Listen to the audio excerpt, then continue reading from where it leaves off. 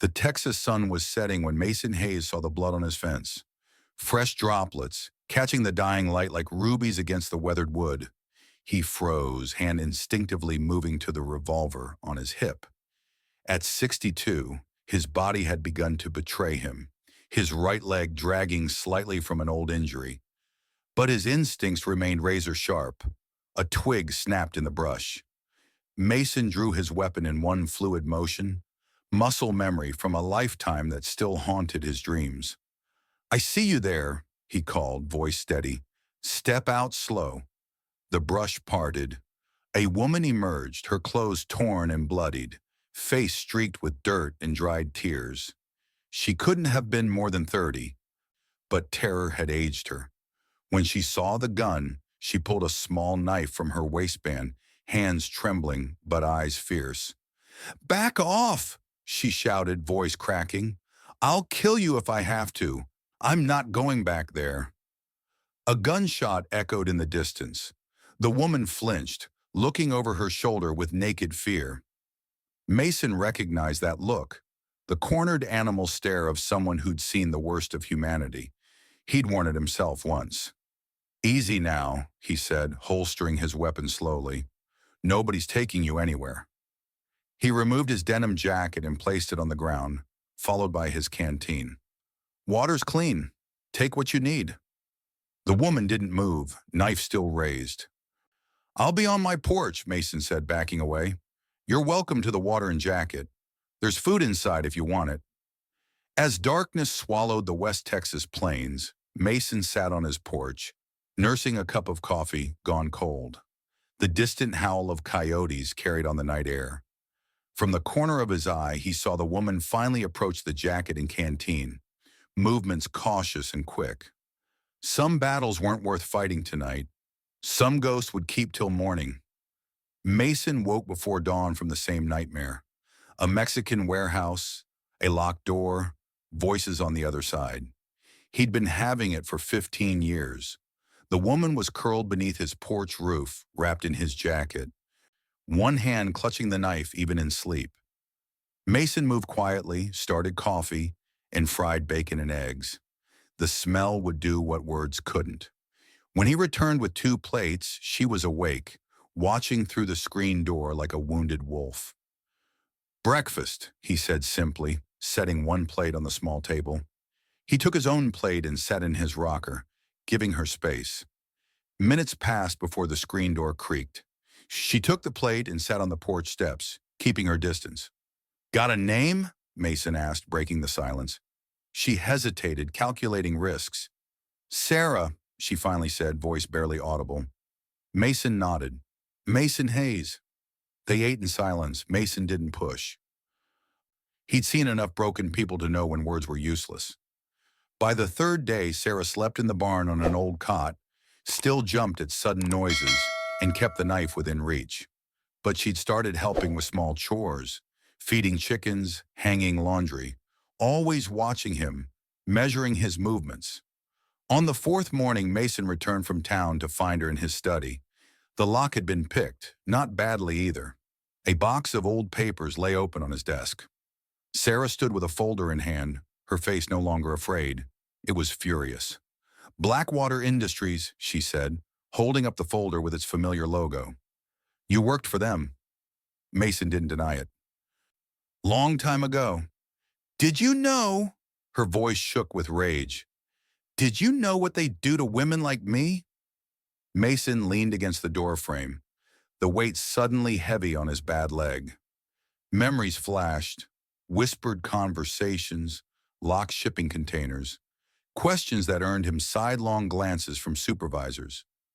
"I was paid not to ask questions," he said quietly. "Then I started asking anyway." Sarah's laugh was bitter. "And let me guess, that's how you got that limp?" Mason's silence was answer enough. "Raymond Blackwater runs a human trafficking ring," Sarah said, each word precise and cutting. "They take women, break them, sell them. I was a nurse at County General before they took me. 2 months ago." Mason moved to the window, staring at the vast emptiness of his land. "I left 15 years ago. After I saw things that didn't add up, had an accident right before my resignation. That's when I bought this place.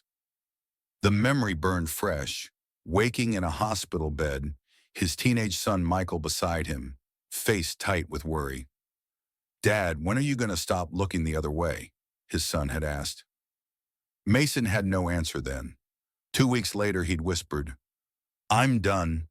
His son had nodded. "About time." Sarah studied him, weighing truth against lies. "They're looking for me. I took something before I escaped." Mason nodded. "I figured as much. Why help me?" Mason turned from the window. "Maybe I'm tired of looking the other way." The black Ford F-350 came rolling up Mason's driveway the next morning, dust billowing behind its custom wheels. Mason recognized the 1989 model immediately. He'd always had an eye for vehicles. More importantly, he recognized the man behind the wheel. "Stay inside," he told Sarah, grabbing his hat. Victor Kane cut the engine but left his sunglasses on as he stepped from the truck. He'd aged since Mason last saw him, but the scar along his jaw was unmistakable. Blackwater's enforcer. "Mason Hayes," Victor said, smiling without warmth. "Long time." "Not long enough," Mason replied. "What brings Blackwater's attack dog out this way?" Victor surveyed the property. "Looking for a runaway employee. Young woman, probably in rough shape. Thought maybe you'd seen something." "Nobody comes through here except coyotes and bill collectors?" Victor's smile faded. "Mr. Blackwater is concerned about some missing property. Very valuable to the company." "Can't help you," Mason said evenly. Victor's eyes narrowed behind his sunglasses. "You sure about that? Because it would be a shame if something happened to this nice, isolated place you've got here." He gestured to the truck. "I could bring more friends next visit." "You do what you need to," Mason said. "And so will I." Victor's smile returned, sharp as a knife. "I'll be back, Mason. Count on it." As the truck disappeared down the driveway, Sarah emerged from the house, face tight with fear. "That was Victor Kane," she said. "He's the one who—" She stopped, unable to finish. "I know who he is," Mason replied grimly. "We've got work to do." The second day after Victor's visit, Sarah spotted a black sedan parked on the distant road. Through binoculars, Mason saw the driver watching the ranch. "They're scouting us," he said. That night, the perimeter alarm triggered at 2 a.m. Mason found the fishing line cut clean, a professional job. Whoever had been there was gone, but they'd left their message: "We can get close." Inside the house, Sarah pulled a flash drive from a hidden pocket sewn into her jeans. "Financial records," she explained, hands steady now. "Account numbers, transactions, names. Proof of everything. The trafficking, money laundering, bribes." "I was cleaning Blackwater's office when I found his laptop unlocked." Mason listened, then walked to his bedroom. From behind a loose floorboard, he retrieved a small cassette recorder. He stared at it, memories flooding back. The night he'd made the recording, his son Michael had called. "Dad, when are you going to stop looking the other way?" 2 weeks later, Mason had woken up in a hospital with a shattered leg, and Michael was the only one beside him. 15 years ago, Mason said, shaking off the memory, "I recorded Blackwater talking with a Mexican cartel representative about merchandise transport across the border. I didn't understand what it meant until later." Sarah stared at the cassette. "Why didn't you take this to the police?" "I tried. The local sheriff was on Blackwater's payroll back then." Mason's jaw tightened. 2 days after I spoke to an FBI contact, my car was run off the road. The evidence disappeared from my hospital room." "But you kept a copy," Sarah said. "Always have a backup plan." The words came automatically, something he used to tell Michael. Mason spent the afternoon preparing. He cleaned his M14 rifle, a relic from his Marine Corps days. The weapon was over 30 years old but meticulously maintained. This operates on a gas system, he explained to Sarah, field stripping the rifle with practiced hands. Gas pressure cycles the action, ejects the spent round, chambers the next. 20 rounds, semi-automatic. If you have to use it, remember, breathe out slowly when you pull the trigger. They reinforced the alarm system with fishing line and cans. Mason brought out his old '87 Chevy from the barn and checked the engine, explaining each component. Distributor cap, spark plugs, carburetor, he pointed out, hands blackened with grease. Simple, reliable, no computers to fail. He wiped his hands on a rag. That F350 Victor drives, fuel injection system with an electronic control module behind the glove compartment. Remove that and it won't start. Sarah watched him work, memorizing details. You think they'll really come back? I know they will, Mason said, slamming the hood shut. But we're not waiting for them. I've got a call to make. The call was to Frank Burnett, county sheriff and former Marine buddy. They hadn't spoken in years, but some bonds never break. Now Frank was fighting stage 2 prostate cancer, a battle Mason knew from his wife's fight, a fight she'd lost. I need your help, Frank, Mason said into his landline phone. It's about Blackwater. There was a long pause. Thought you let that go, Mace. It didn't let me go. Another pause. What are we dealing with? Human trafficking. Got a witness and documentation? Jesus, Frank muttered. Same old Raymond, just bigger crimes. A sigh crackled through the line. I'm not the man I used to be, Mace. None of us are. But I'm not asking for what you used to be. I'm asking for what you are now. Silence stretched between them. I'll see what I can do, Frank finally said. No promises. One's enough, Mason replied. After hanging up, Mason wondered if he just endangered the only friend he had left. Victor returned 3 days later with 2 armed men. Their truck rolled up just after sunset, headlights off. The black sedan followed, parking at the edge of the property. Mason and Sarah were ready. They'd moved the Chevy to block the back exit and prepared the house. Escape routes planned, weapons positioned. Remember, Mason told Sarah as they watched from the darkened window, if things go south, take the Jeep in the barn, keys are in the ignition, head straight to Frank's office in town.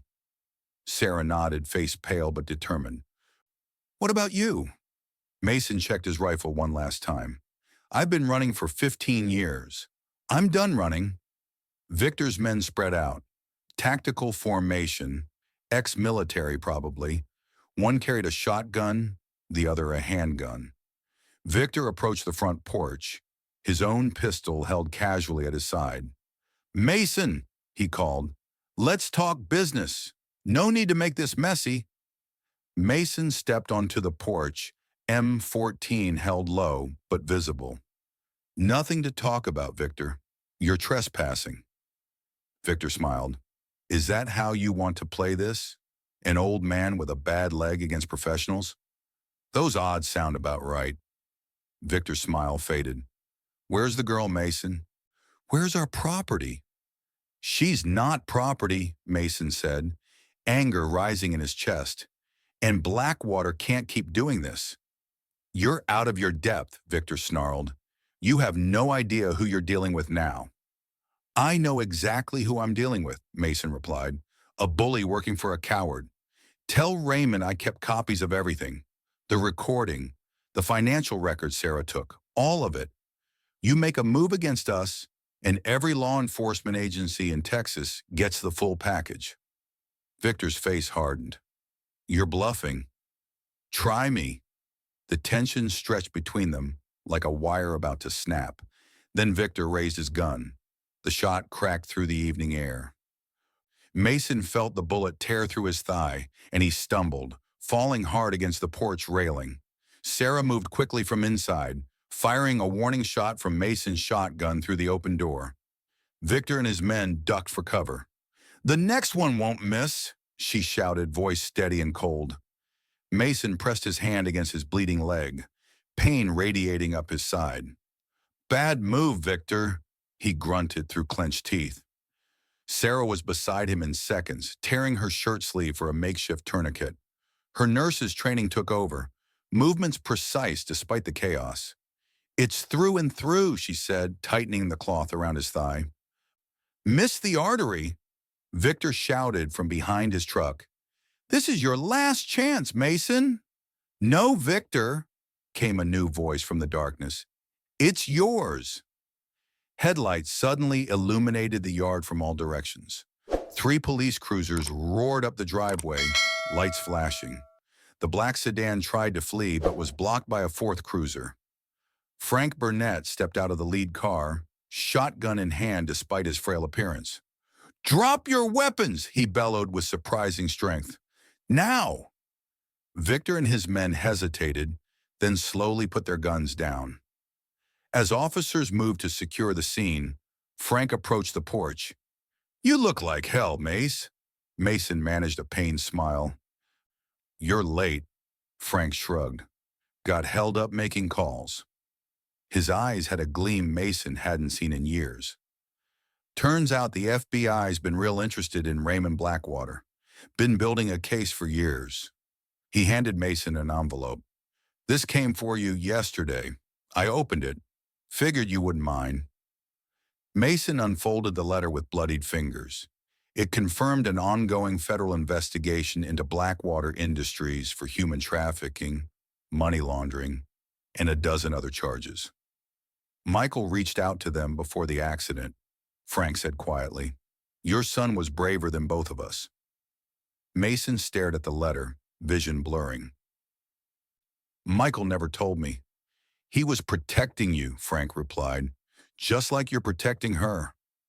Sarah left the next morning with 2 FBI agents, witness protection program, a new start somewhere safe. Before she left, she pressed something into Mason's hand, a folded piece of paper. Don't open this until I'm gone, she said. Mason sat on his porch, leg bandaged and propped up, watching the government cars disappear down his driveway. Only then did he unfold the note. Sometimes courage isn't fighting, it read. Sometimes it's facing the truth. Thank you for finally facing yours. He folded the paper carefully and put it in his shirt pocket, close to his heart. 6 months later, a postcard arrived from Oregon. No return address, no signature. Just a single line of text. Some debts can be repaid after all. Mason took the postcard to his porch and settled into his rocking chair. His leg had healed, though the limp was worse now.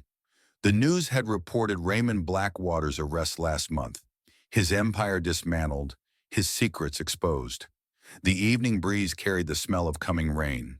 On the small table beside him, a framed photo of Michael seemed to smile in approval. Mason picked it up, ran his thumb across the glass. You were right, son, he whispered. It's never too late to stand for something.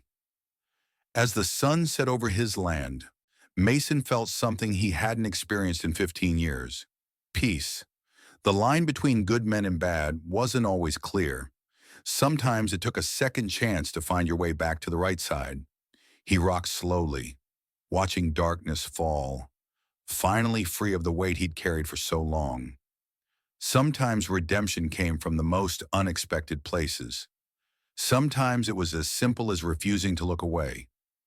If this story moves something in you today, don't forget to hit that subscribe button for more tales of ordinary courage in extraordinary times. What would you have done in Mason's situation? Would you have had the courage to face your past mistakes? Share your thoughts in the comments below. And join us next week for another story where second chances meet hard choices in the American heartland.